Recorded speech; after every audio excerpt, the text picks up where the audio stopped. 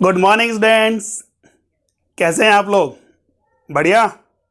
मैं भी अच्छा हूँ। बारिश का दौर चल रहा है, वैसे शानदार बारिश हो रही है जयपुर में। हाँ बेटा, मैं विष्णु कुमार स्वागत करता हूँ आपका अपने यूट्यूब चैनल फिजिक्स क्लासेज में। लास्ट क्लास में बेटा हमने डिस्कस किया था आवेश वितरण के कारण विद्युत क्षेत्र। तो हमने आवेश वितरण को पढ़ लिया था और रेखीय आवेश वितरण के कारण विद्युत क्षेत्र में हमने निकाला था समरूप आवेशित छड़ के कारण विद्युत क्षेत्र की तीव्रता।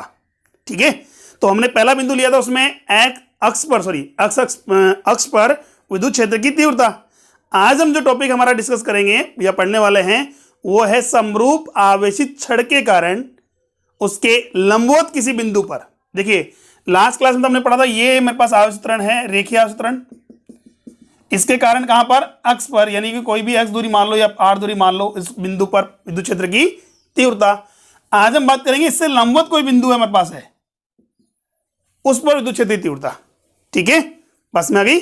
और रेखीय आवेश घनत्व को काम में लेते हुए यानी लैम्बडा का यूज करते हुए आज हम बात करेंगे कहां पर? समरूप आवेशित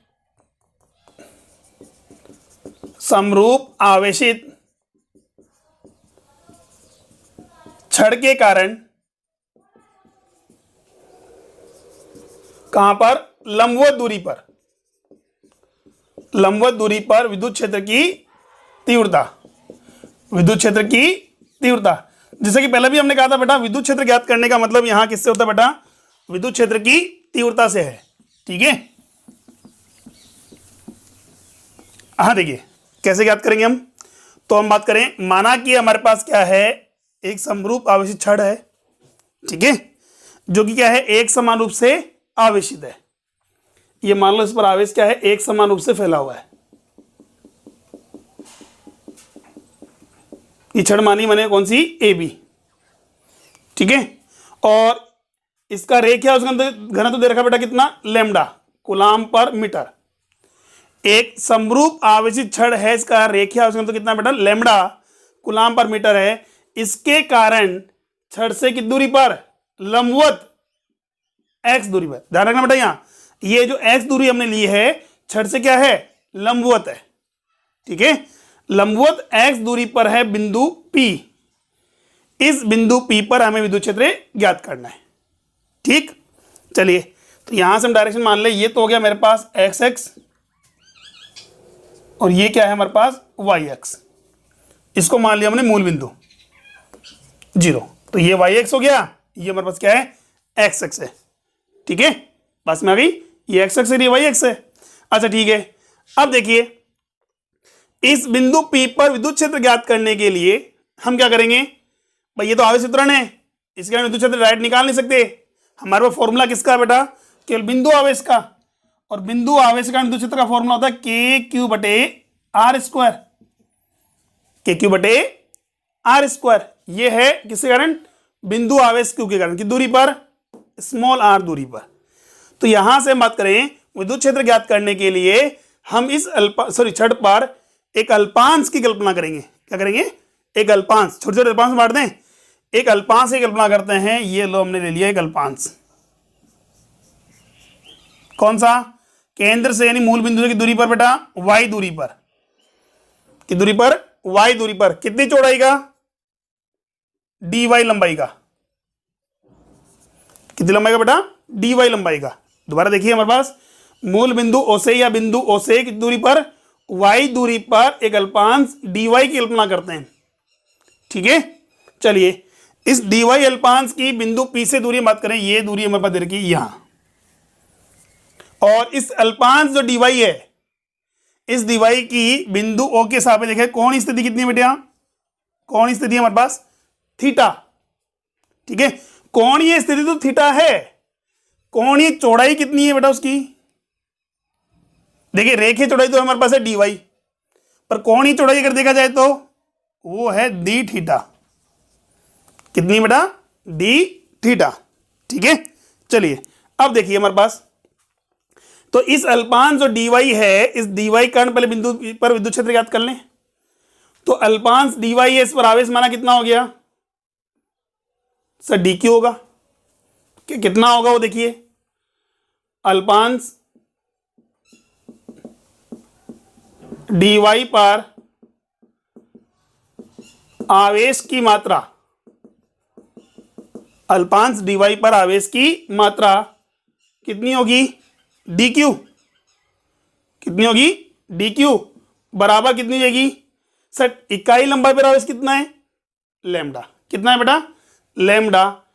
तो हम बात करेंगे dy अल्पांश पर लंबाई पर आवेश की मात्रा कितनी जाएगी, लैम्डा इंटू dy, कितनी जाएगी, अरे भाई इकाई लंबाई पर आवेश लैम्डा है तो dy लंबाई पर कितना हो गया, लैम्डा dy, ठीक है। चलिए यहां हमारे पास हो गया इस पर आवेश की मात्रा dq बराबर कितनी होगी, लैम्डा dy। अब देखिए इस अल्पांश dq के कारण बिंदु P पर जो विद्युत क्षेत्र होगा, अल्पांश किसके कारण, dq के कारण बिंदु P पर विद्युत क्षेत्र की तीव्रता, अच्छा विद्युत क्षेत्र बोले या विद्युत क्षेत्र तीव्रता बात बराबर है हमारे पास, यहां कितनी होगी, अल्पांश है, नहीं अल्पांश है क्या है, बिंदु आवेश है, क्या है, बिंदुवत आवेश है, और बिंदुवत आवेश का विद्युत क्षेत्र कितना होता है, k3/r²। तो हमें क्या चाहिए, एक तो आवेश चाहिए, तो आवेश के लिए तो हमारे पास दे रखा कितना, dq आ गया, de बराबर कितना आ गया, k क्यू की जगह कितना रखेंगे हम, dq रख देंगे, बटे में दूरी का वर्ग, दूरी का वर्ग। तो अल्पांश से बिंदु P की दूरी कितनी होगी, अल्पांश से बिंदु P की दूरी कितनी मानेंगे, ये दूरी होगी, यही है, तो ये हमारे पास आधार हो गया, ये लंब है तो ये क्या हो गया, कर्ण हो गया, ये दूरी हो गई बेटा रूट में x² प्लस y², ठीक है, x² प्लस y²। अब भाई अंडर रूट का स्क्वायर करोगे तो क्या होगा, अंडर रूट कैंसिल हो गया, इसका स्क्वायर भी तो करेंगे हम, दूरी का वर्ग होता है। ये है विद्युत क्षेत्र की तीव्रता, किसकी, अल्पांश के कारण, कहां पर, बिंदु P पर, ठीक है। अच्छा ठीक है, सब प्लस आवेश है तो तीव्रता किधर की ओर होगी, बाहर की ओर होगी, dE वेक्टर हो गया, क्लियर। अब बात ये आ रही है हमारे पास, ऐसे ही दूसरा अल्पांश जो होगा, तो दूसरा अल्पांश जो हमारे पास होगा उसके कारण तो क्षेत्र निकालेंगे हम, यही है। पर क्या जो दूसरा अल्पांश होगा इसके ऊपर या नीचे जो होगा, क्या दोनों की दिशा एक ही है, क्या एक ही होगी क्या, नहीं सर, सबकी हम बात करेंगे विकर्णीय रेखा में होगी, नीचे अगर अल्पांश होगा तो उसके ऊपर की ओर होगी ऐसे। तो सभी अल्पांश हमारे पास अगर एक ही दिशा में होते तो हम डायरेक्ट जोड़ देते, और अगर विपरीत दिशा में होते हैं तो क्या करते थे, घटा देते हैं। बट यहां बात करें ना सर, ना तो हमारे पास क्या है एक दिशा में, ना विपरीत दिशा में, तो क्या करेंगे हम, तो यहां हम क्या करेंगे, इस अल्पांश को घटकों में तोड़ देंगे, एक तो किसके अनुदिश, एक्स एक्स के अनुदिश, एक होगा हमारे पास वाई एक्स के अनुदिश, ये वाई के अपोजिट मान लो, ठीक है। ये थीटा है तो बेटा ये भी थीटा होगा, नहीं होगा, आंसर होगा। तो इसको घटकों में तोड़ें तो एक तो हो जाएगा डी ई एक्स और ये हो जाएगा डी ई वाई, यही है। तो यहां बात करेंगे अल्पांश को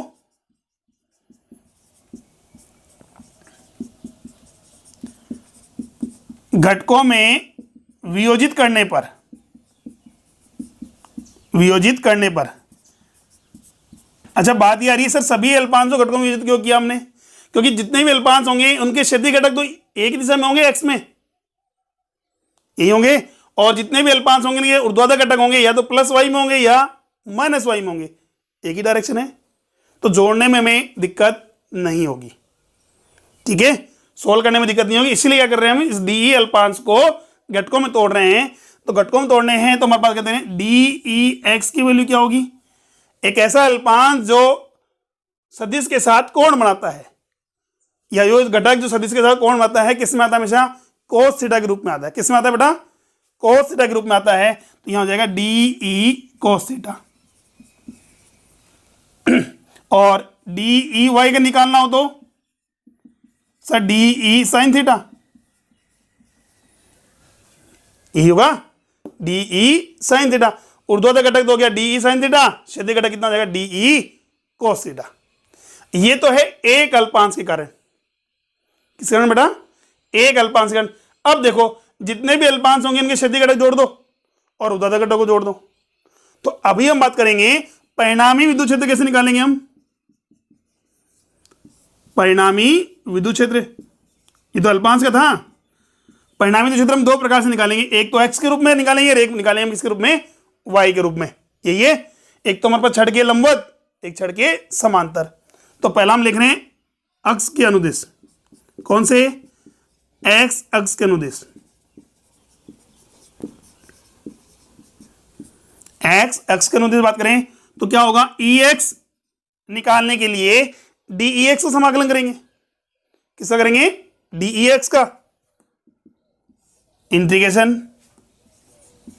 de cos theta, de cos theta. अब de का मान रखो, कितना आ रहा है हमारे पास, ex इक्वल टू कितना आ जाएगा, integration k dq by x square plus y square into cos theta. ठीक है, और डी क्यू का मान कितना है बेटा हमारे पास, लैम्डा इंटू डी वाई। तो यहां बात करें तो के लैम्डा डी वाई बटे x square plus y square into cos theta. ठीक है, अब देखिए यहां से मुझे समाकलन करना है किस सापेक्ष, y के सापेक्ष। किस सापेक्ष, dy दे रखा है, इसका मतलब y के सापेक्ष करना पड़ेगा। तो लिमिट में मैं क्या पुट करूंगा, y के रूप में पुट करूंगा। भाई लिमिट में मैं किसके रूप में लेंगे, जिसके सापेक्ष समाकलन करोगे लिमिट यानी सीमा भी उसी के अकॉर्डिंग रखोगे।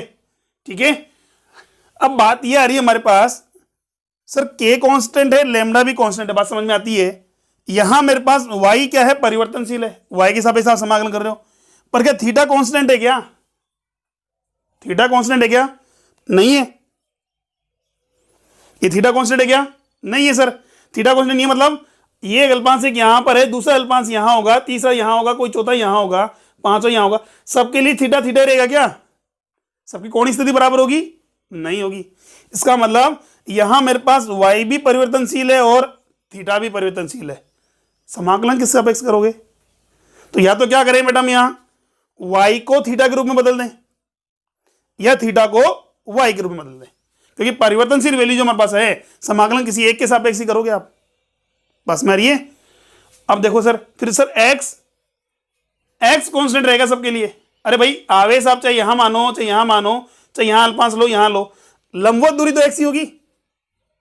बिंदु P की आवेश से लंबवत दूरी तो कितनी रहेगी, x ही होगी। हाँ, तिर्यक दूरी अलग अलग हो सकती है, बट लंबवत दूरी तो क्या रहेगी, फिक्स रहेगी। ठीक है, तो x तो कांस्टेंट है, यहां तक k भी कांस्टेंट है, लैम्डा भी कांस्टेंट है, बट y और थीटा दो वेरिएबल है, दो परिवर्तनशील राशियां हैं।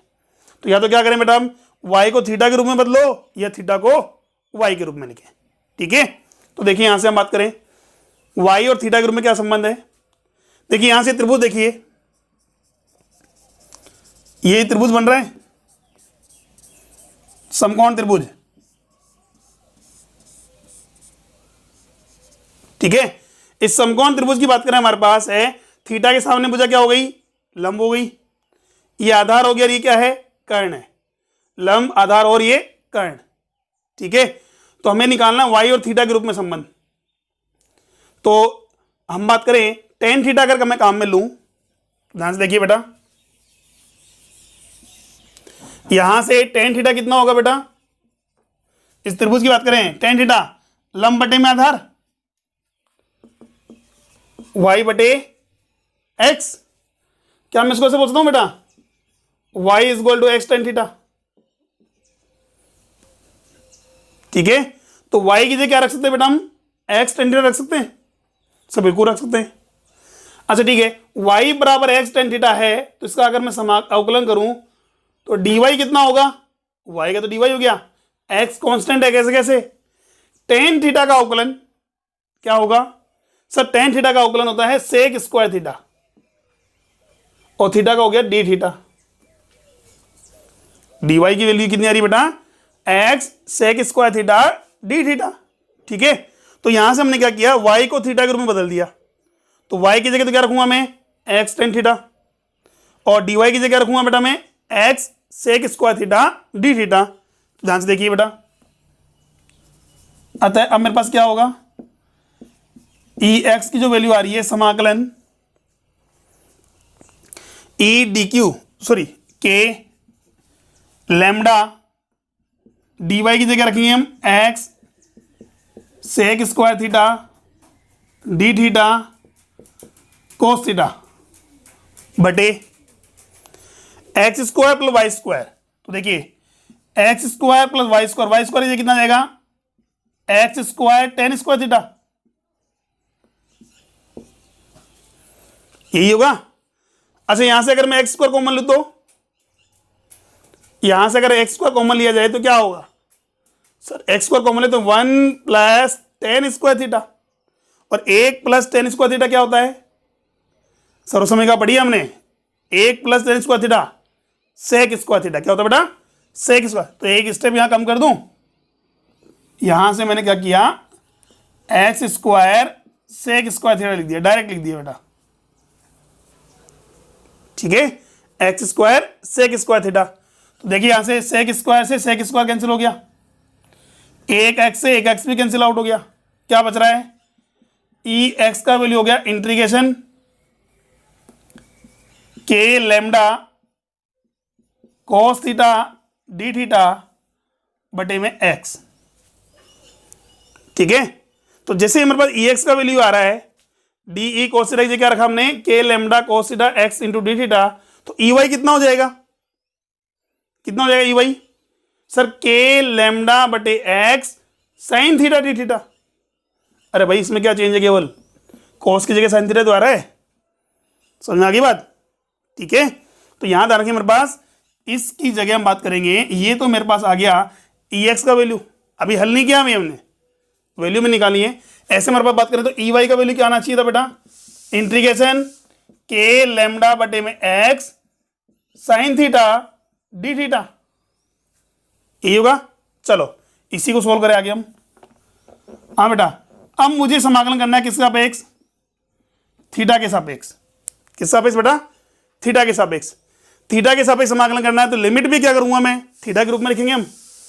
तो देखिए लिमिट कहां से कहां तक जाएगी, ये अंतिम बिंदु है ये प्रारंभिक बिंदु है, तो यानी कि थीटा जैसे अगर मान लो ऊर्ध्वाधर से क्षैतिज से बन रहा है, ये बनेगा नीचे की ओर थीटा, तो इसको क्या लिखेंगे माइनस का थीटा 1। अरे भाई अक्ष से ऊपर की ओर हमने थीटा जो लिया वो क्या लिया हमने प्लस में, तो उससे नीचे की ओर जो कोण बनेगा वो किसमें बनेगा माइनस में, माइनस का cos थीटा 1। और ये जो होगा कितना होगा, ये जो कोण बन रहा है वो कितना है थीटा 2, ठीक है। तो यहां से होगा माइनस थीटा 1 से लेकर के थीटा 2, ठीक है। ये वैसे थीटा 1 मान लो पर हमने क्या रखेंगे इसको माइनस में रखेंगे हम, क्यों रखेंगे नीचे बन रहा है हमारे पास। चलो अब देखिए यहां से सोल्व करो, इसको हल करने पर क्या मिलेगा बेटा के लैम्डा बटे में एक्स एज ए कांस्टेंट बाहर आ जाएगा, ठीक है। इंटीग्रेशन cos थीटा का समाकलन बेटा cos थीटा का समाकलन क्या होगा थीटा के सापेक्ष सर, cos थीटा का समाकलन होता है साइन थीटा, क्या होता है बेटा साइन थीटा माइनस थीटा 1 से थीटा 2, और cos थीटा का जो अवकलन होता है वो होता है माइनस साइन, पर समाकलन होता है प्लस साइन थीटा, ठीक है। अब लिमिट पुट कीजिए, पहले ऊपरी सीमा फिर माइनस लोअर लिमिट हम बात करेंगे।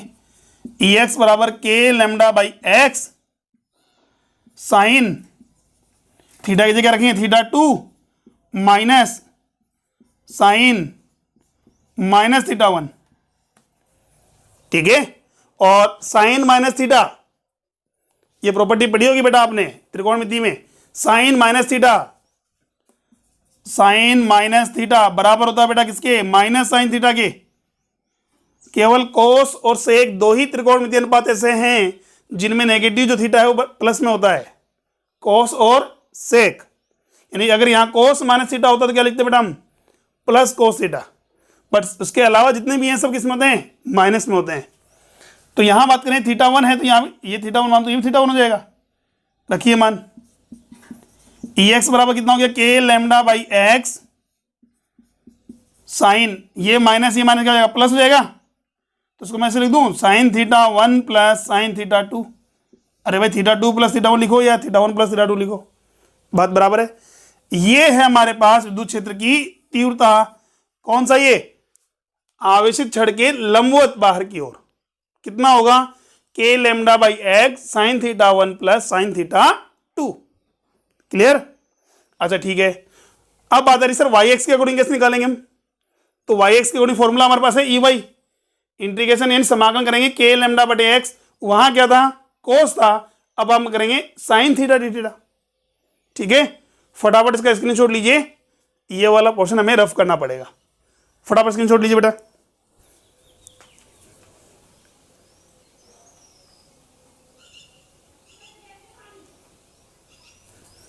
ठीक है, चलिए अब देखो यहां ये वाला हटा देते हम।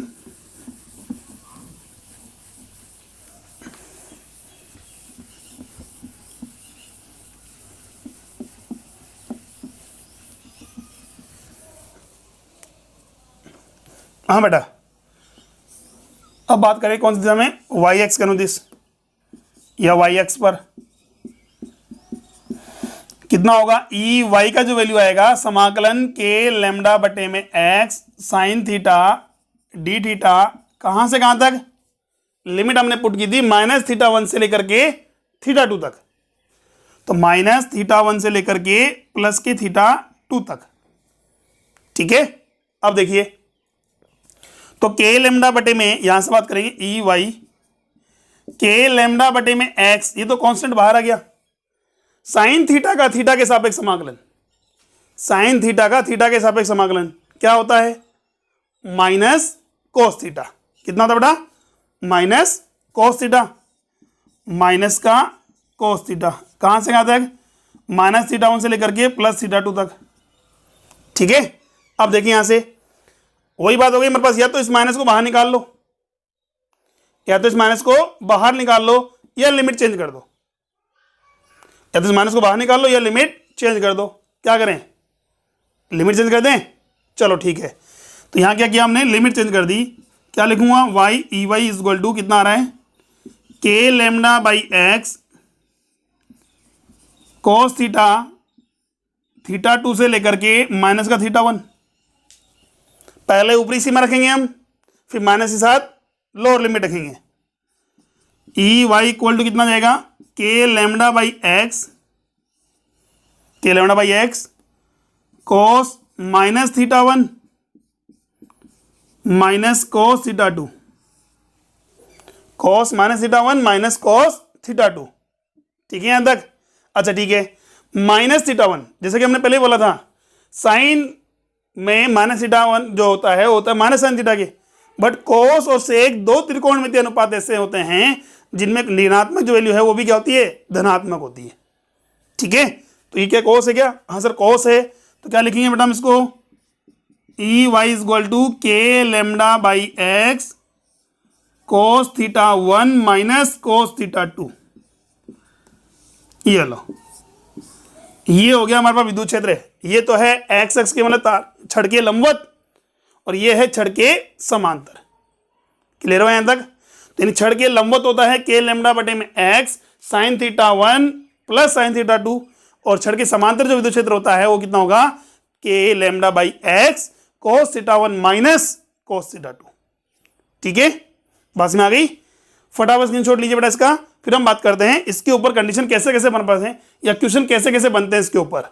ठीक है, चलिए ठीक है, ये मेरे पास है वाई एक्स में, ये क्या है एक्स एक्स में। अब ध्यान से देखिए,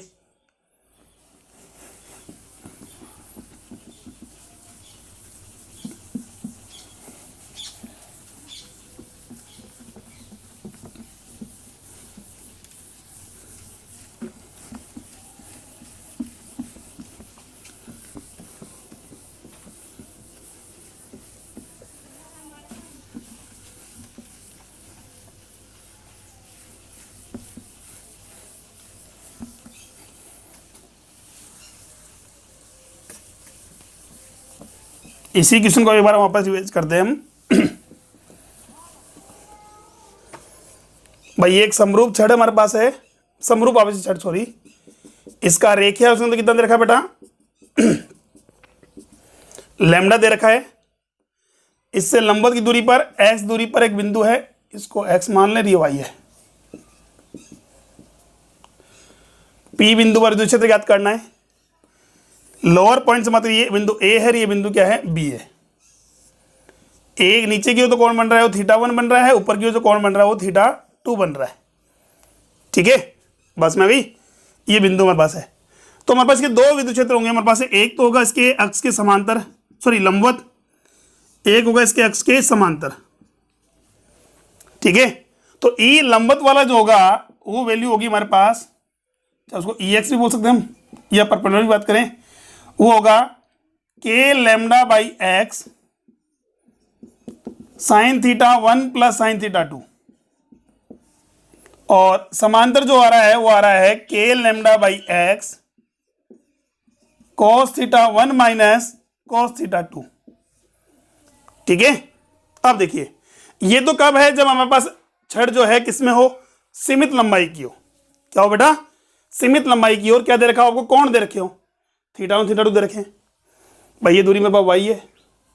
ठीक है, क्या दे रखे हैं, कोण दे रखे हैं हमारे पास।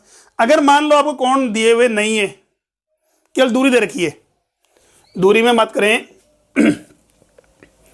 इसको हमारे पास ये हो गया, ये तो हो गया मान लो a, इसकी लंबाई मान ली b, बिंदु से o की दूरी है, o बिंदु से a की दूरी इधर कितनी a, और बिंदु o से b की दूरी दे रखी है कितनी b, ऐसा कुछ दे रखा है।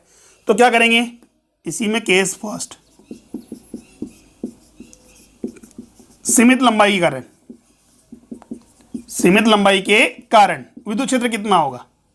अगर सीमित लंबाई की हम बात करते हैं तो हमारे पास क्या हो गया, साइन θ1 तो कितना पुट करेंगे बेटा हम, साइन θ1 लंब बटे में कर्ण, लंब बटे में कर्ण, यानी a बटे में root of a square plus x square, और साइन θ2 कितना पुट करेंगे हम, b बटे में root of a square plus x square.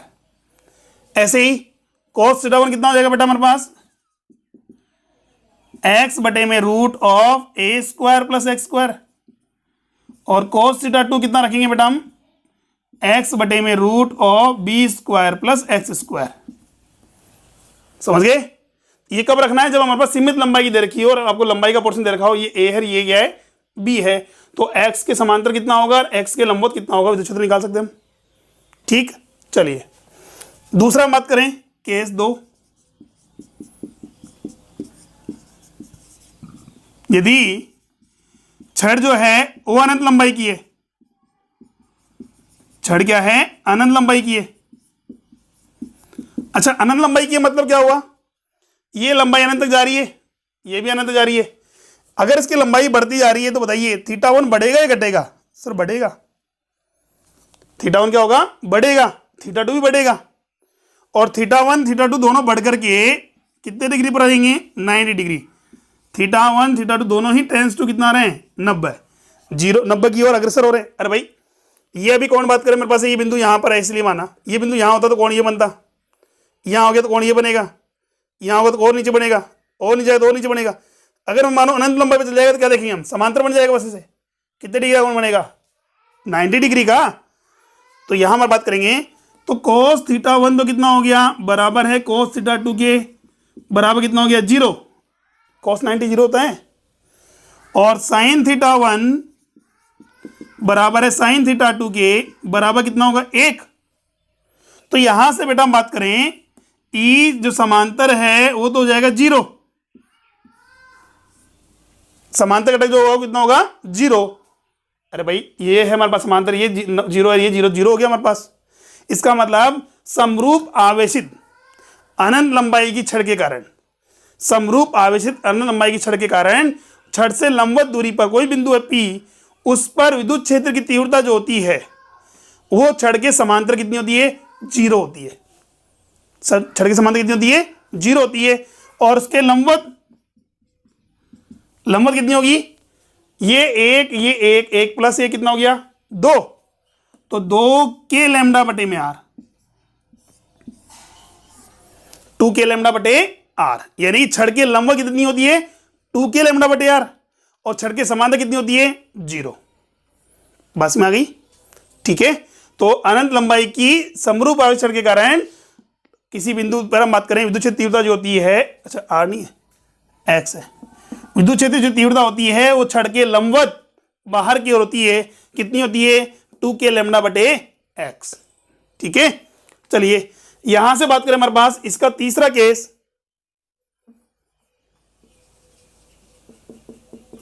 Main जो इंपॉर्टेंट हमारे पास है ये अनंत लंबाई सेमी इनफाइनाइट, दो चीज हम काम आएंगे हमारे पास है। ठीक है, यदि बिंदु P अनंत लंबाई की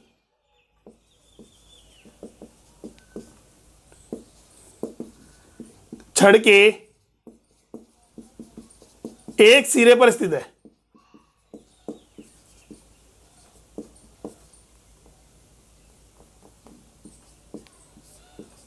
क्या है, एक सिरे पर स्थित है। ठीक है, मतलब छड़ तो अनंत लंबाई की है, छड़ तो क्या है, अनंत लंबाई की है हमारे पास, बट हमारे पास बात करें बिंदु जो P है वो एक सिरे के ठीक सामने है, यहां पर है। ठीक है, इसका मतलब इसे बोलते हैं सेमी इनफाइनाइट, सेमी इनफाइनाइट। इसके कारण विद्युत क्षेत्र तीव्रता कितनी होगी, तो सर वही कंडीशन हम बात करेंगे, अगर ये बिंदु P नीचे होता तो कौन बनता कुछ ना कुछ, ये तो एग्जैक्ट सामने है। अरे एग्जैक्ट सामने पहले कौन ये बन रहा था हमारे पास, धीरे कम होता होता कितना हो गया बेटा, अब बिल्कुल सामने आ गया, तो x के साथ कितना डिग्री कौन बनेगा सर, 0 डिग्री का। तो नीचे की ओर जो कोण बन रहा था वो कितना मानेंगे हम, 0 मानेंगे, और ऊपर की ओर जो कोण बन रहा था सर वो तो अभी भी 90 है, क्यों, ये अनंत पे जा रहा है, यही है।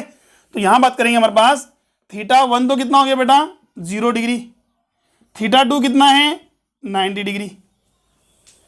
ठीक है, अब बताओ इसके लंबवत घटक कितना होगा और समांतर घटक कितना होगा।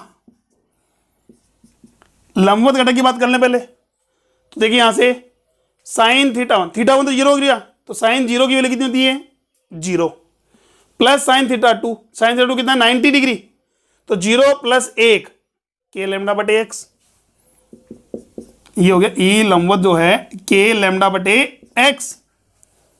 ठीक है, अच्छा ठीक है, और ई समांतर निकालना हो तो सर ये 0 है, ये 90 डिग्री है, तो ये तो हो गया 0, ये कितना हो गया साइन 90 की वैल्यू, सॉरी साइन 0 की वैल्यू, सॉरी कॉस 0 की वैल्यू कितनी है 1 है, तो ये हो जाएगा ई समांतर जो होगा वो भी होगा k लैम्डा बटे मैक्स। ये लो, इसका मतलब x भी x एक्स के अनुदिश भी है और y एक्स के अनुदिश भी विद्युत क्षेत्र होगा। परिणाम में निकाले तो उनके बीच में सर कितना होगा, क्योंकि सर दोनों का परिमाण बराबर दे रखा है और कितने डिग्री पर काम कर रहे हैं दोनों, 90 डिग्री पर वर्क कर रहे हैं। तो जैसा कि हमने पहले पढ़ा है 90 डिग्री पर दो समान परिमाण के सदिश अगर कार्य करते हैं तो परिणामी एक परिमाण के कितने गुना, √2 गुना के बराबर होता है। ये जो नेट होगा वो कितना होगा √2 टाइम्स ऑफ k लैम्डा बटे x। क्लियर हो गया। तो देखो सीमित लंबाई हमने निकाल ली है, सेकंड हमने निकाला अनंत लंबाई की निकाल ली है, तीसरा हमने कहा सेमी इनफाइनाइट भी हमारे पास हो गया है। एक लास्ट कंडीशन और देख लीजिए, केस 4 फोर्थ केस में बात करें। ठीक है, फोर्थ केस क्या होगा हमारे पास, यदि हमारे पास है सममित आकृति में,